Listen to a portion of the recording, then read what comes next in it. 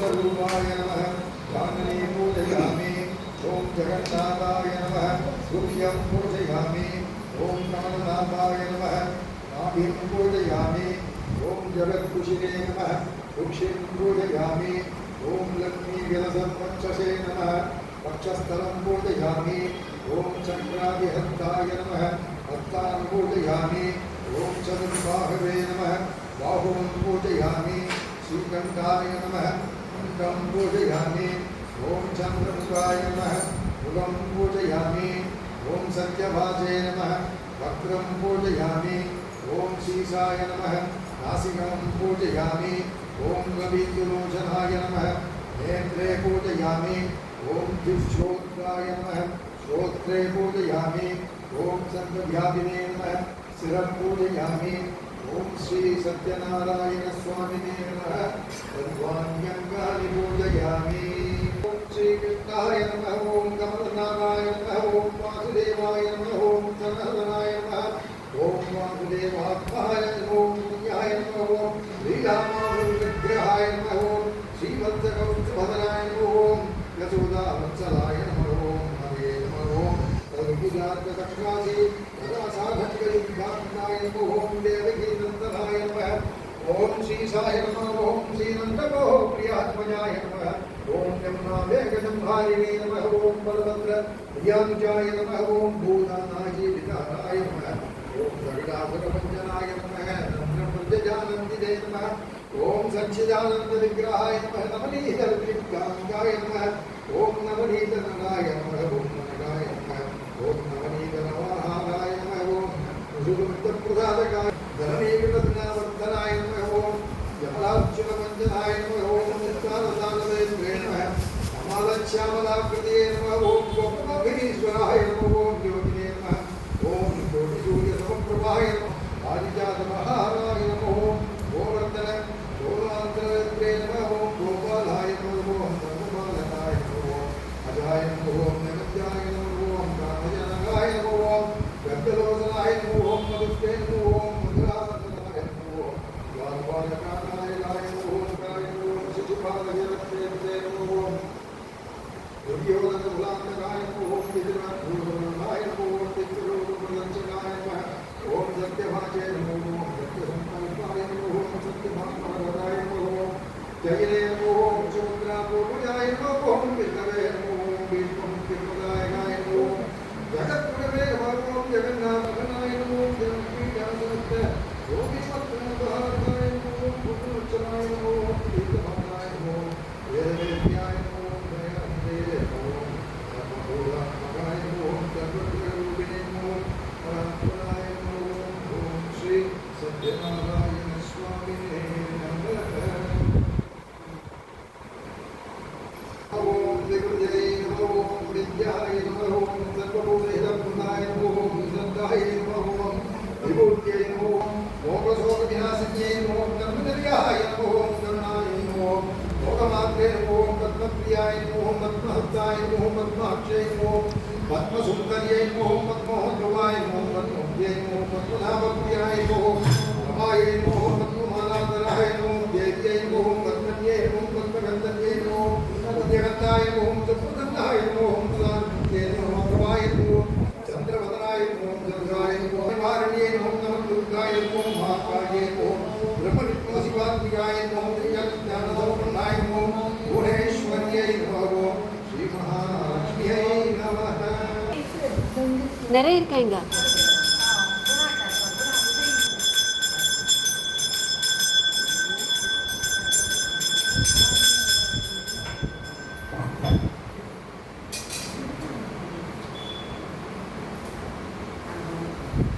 நைமிஷாரண்யம் என்ற புண்ணிய பூமியில் இன்னொரு சமயம் மகிழ்ச்சிக் கடலில் மூழ்கி பக்தி கடலில் குளித்து ஞானக்கடலில் தலை கொடுத்து வந்த சங்கராதி முனிவர்கள் சுடரை அணுகி பணிந்து நின்று ஹே முனிஸ்ரேஷ்டரே எங்கள் விருப்பப்படி தாங்கள் கூறிய பகவானின் அவதார மகிமைகளையும் அதன் பயனையும் கேட்டு உங்கள் மனம் மகிழ்ச்சி அடைந்தது.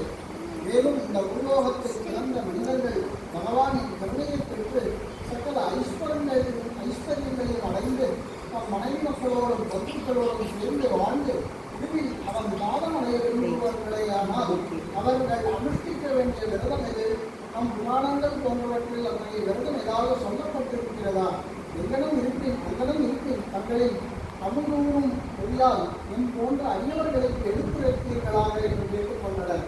சிவரும் அவர்களின் வேண்டுகோளை ஏற்று தங்களின் மேன்மையான இந்த கேள்விக்கு பதிலளிக்க கடமைப்பட்டிருக்கிறேன் என்று கூறி இன்னொரு சமயம் நாரத மகர்ஷி பகவான் ஸ்ரீ நாராயணனிடம் நீலமேக மணிவண்ணா சதுர்புஜங்களிலும் சங்கு சக்கரம் கடாபத்மம் தரித்தவனே, மார்பில் வனமாலை அவளும் அழகா இதயத்தில் லட்சுமியை கொண்டவனே, நான் என் சஞ்சாரத்தின் நடுவே ஒரு நாள் பூலோகம் சென்றிருந்தேன்.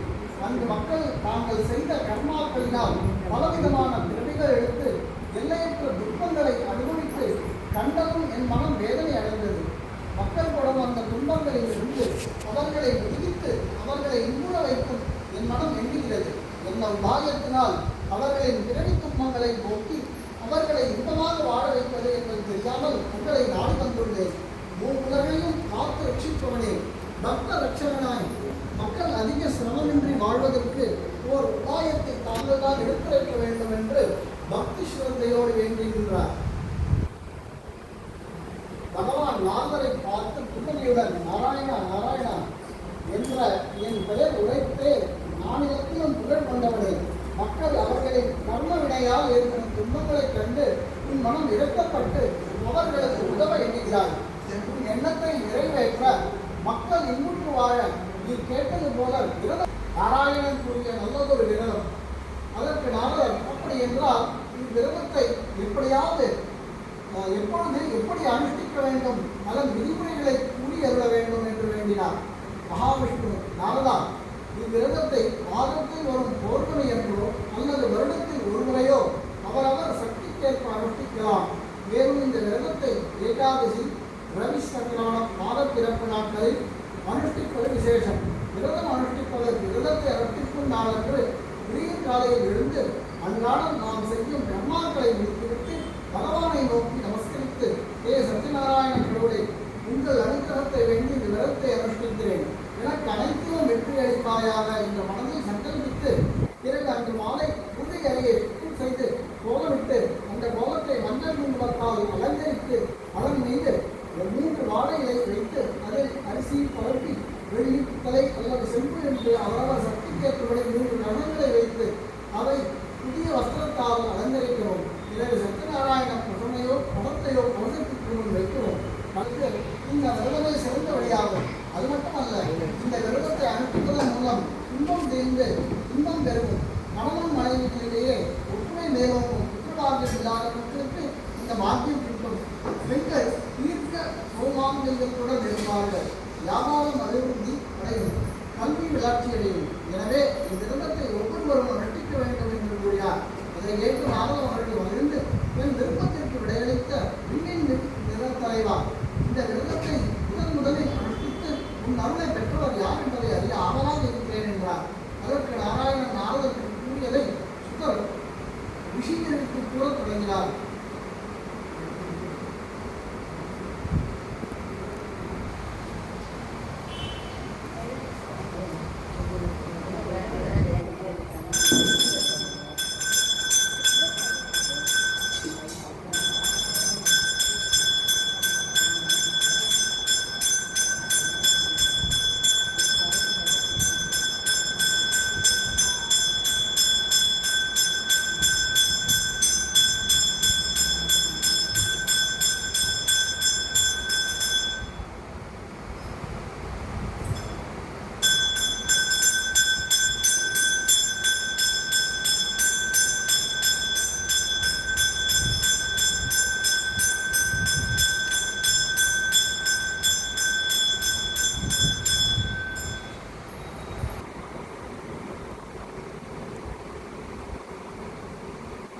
அத்தியாயம்.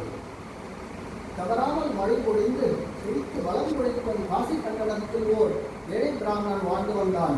அவன் காலையில் எழுந்தவுடன் மகாவிஷ்ணுவை வணங்கியவரைதான் பல வீடுகளுக்கு சென்று யாருக்கு பொருள் தேடி வருவான்.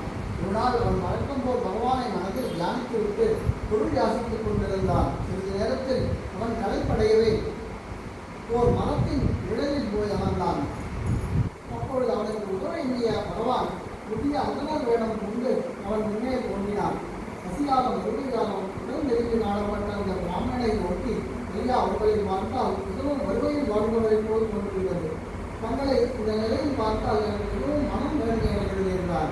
அதற்கு அந்த இளை பிராமணன், ஐயா, என்னை பற்றி தாங்கள் கவலைப்படுகிறீர்கள். ஆனால் இந்த மருந்தாமனுக்கு என்னை தெரியவில்லை வேண்டுமோ? இப்படி பசியாலும் வறுமையாலும் நான் வாழ்வதைக் கண்டும் அவன் மனம் இறங்காமல் என்னை ஏனோ இப்படி ஒதுக்கிறான். நான் என்ன பாவம் செய்தேன் இப்படி அவதிப்படுகிறேன். ஐயா, வகைகளே, தங்களை காணும் போது என் மனம் சிறிது நிம்மதி அடைகிறது. அந்த நம்பு அன்று அவன் செய்ய இருந்து சத்யநாராயண பூஜைக்கு தேவையான பொருட்களை வாங்கி வந்தான். வீட்டிற்கு வந்ததும் முடித்து பந்துக்களை அழைத்து வாங்கி வந்த பொருட்களை வைத்து மிகவும் பக்தி ஸ்ரத்தையோடு சத்யநாராயண விரதத்தை மேற்கொண்டான். அற்புத விரதத்தை கூறினார் என்று வைத்தார். அதை கேட்ட முனிவர்கள் புதரை பார்த்து, மகர்ஷியே, சத்யநாராயண விரதத்தை பகவானிடமிருந்து முதலில் தெரிந்து கொண்டவன் இந்த இளை பிராமணன். அவரிடமிருந்து அந்த விரதத்தை அறிந்து கொண்டவர் யார் என்பதை புரிந்திருக்கிறார் என்றனர். சுந்தரம் கூட தொடங்கினார். பகவானின் திருவாயால் சொல்லப்பட்ட சத்யநாராயண விரதத்தை ஒரு போக்கு என்று புத்தோஷகாலத்தில் தன் பந்தமித்திரர்களுடன் கூடி அனுஷ்டித்துக் கொண்டிருந்தான். அச்சமயம் விறகு வெட்டி ஒருவன் ஊரை சுற்றி விறகு விட்டதன் காரணமாக மிகவும் கலைத்தவனார் தண்ணீர் அருந்துவதற்காக எதேச்சையாக அந்த பிராமணன் வீட்டிற்கு வந்தான். அப்பொழுது அந்த சத்யநாராயண விரதம் அனுஷ்டிக்கப்பட்டு கொண்டிருந்தது. பூஜை முடிந்ததும் நைவேத்திய பொருள்களை அனைவருக்கும் கொடுத்து வந்த பிராமணன் அந்த விறகு வெட்டிக்கும் பிரசாதம் அளித்தான். அதை புசித்தான். பின் அங்கு இருந்தவர்கள் அனைவரும் சென்றபின் பிராமணனை அணுகி, ஐயா, தாங்கள் இப்பொழுது அனுஷ்டித்த பூஜையின் பெயர் யாது? அதை எப்படி செய்வது என்றும் தெரிந்திருக்கிறேயானால் நானும் இவ்விரதத்தை அனுஷ்டிப்பேன். அதன் மூலம் இக்கட்டங்கள் திருவண்ணம் நம்புகிறேன் என்று கேட்க, அதற்கு பிராமணன் அவனுக்கு உணவளித்து தான் மேற்கொண்ட நன்மை அடைந்த சத்யநாராயண விரதத்தை எடுத்து கூறினான்.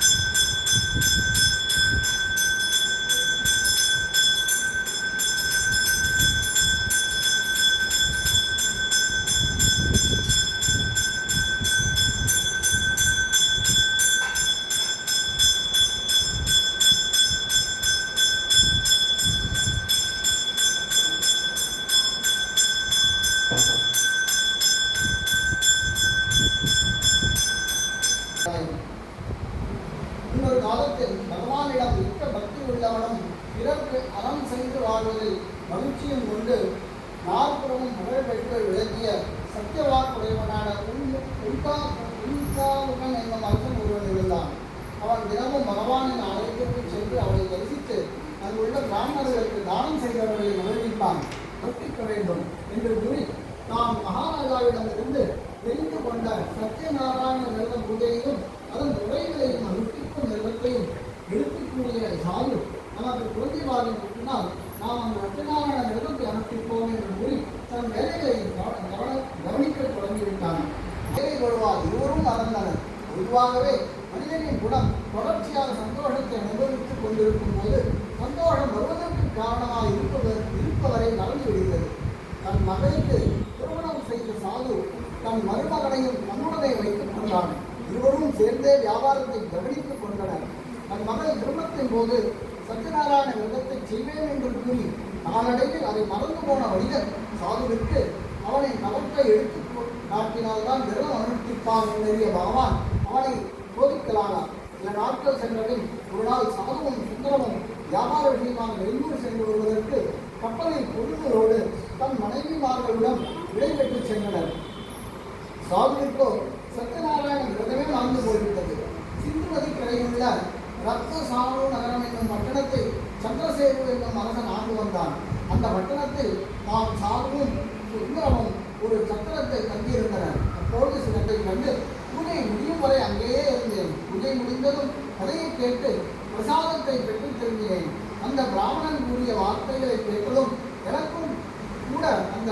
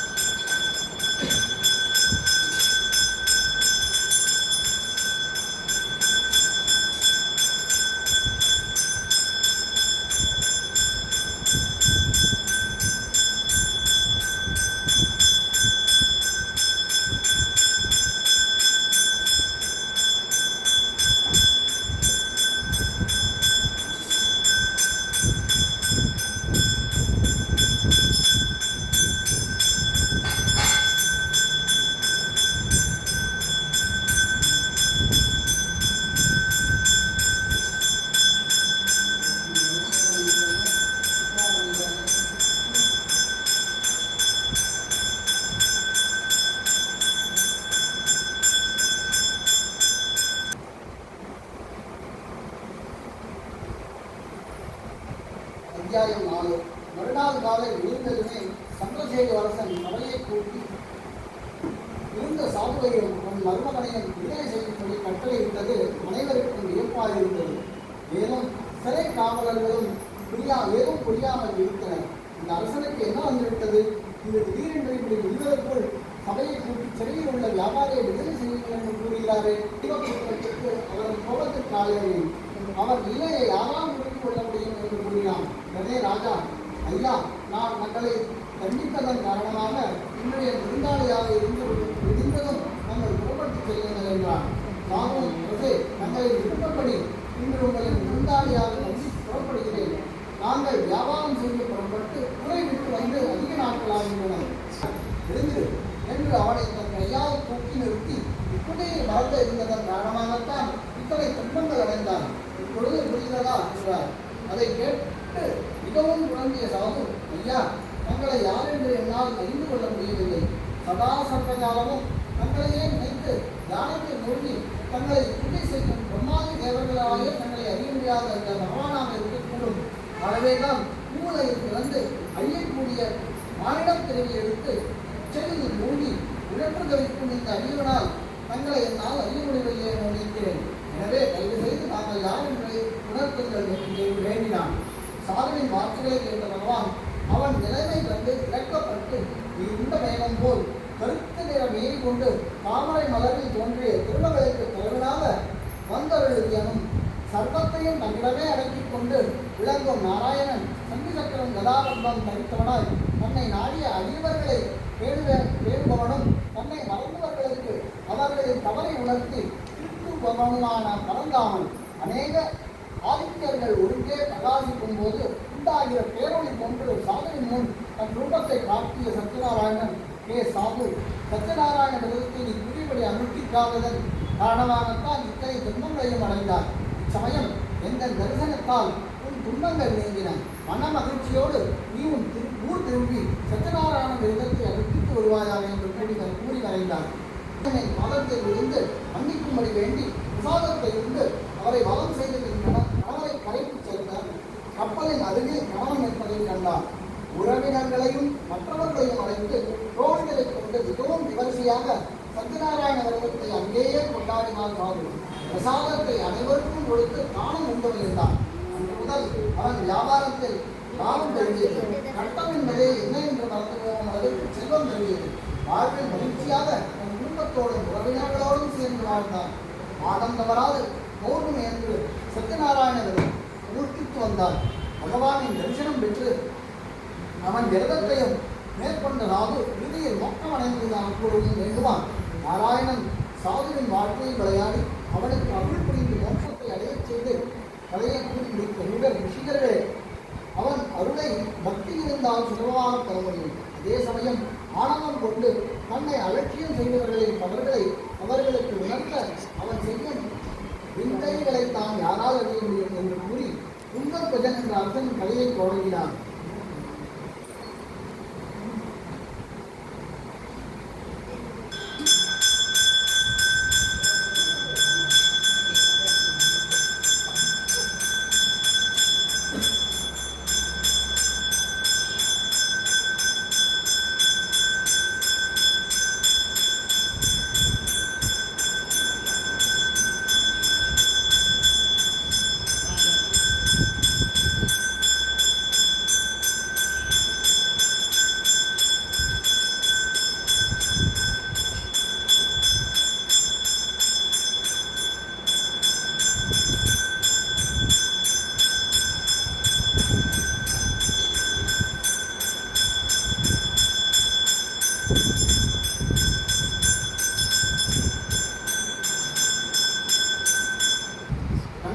காப்பது போல் காத்து வந்தான்.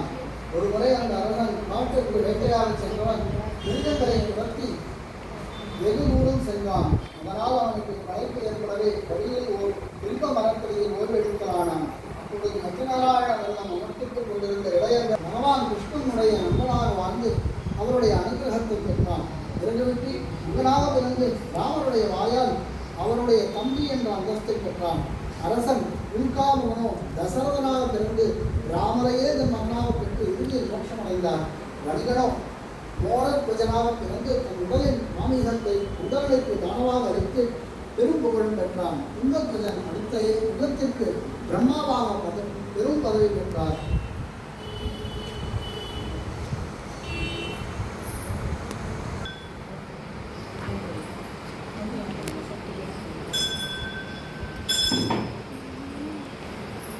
ஃபேனா கீழே டவுன் போர்ட்ஸ் பண்ணிட்டாங்களா? இந்த பக்கம் இது இருக்கட்டுமா? கீழே டவுன் போர்ட்ஸ் ஆஃப் பண்ணு.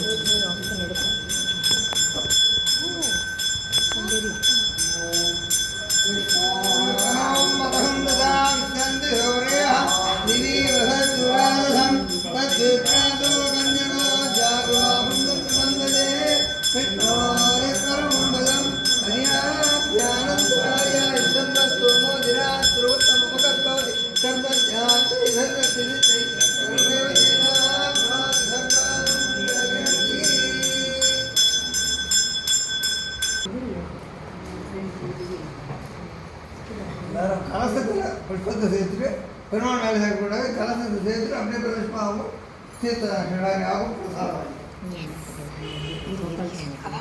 ஆகட்டும், கோஷ்டி ஆகட்டும். எல்லாரும் பெருமாள் மேலே சேர்க்காதீங்களோ கலசத்தில் சேர்க்கணும்.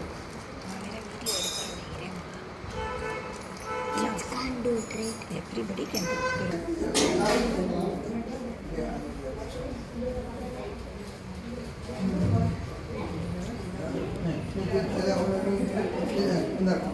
வாங்கி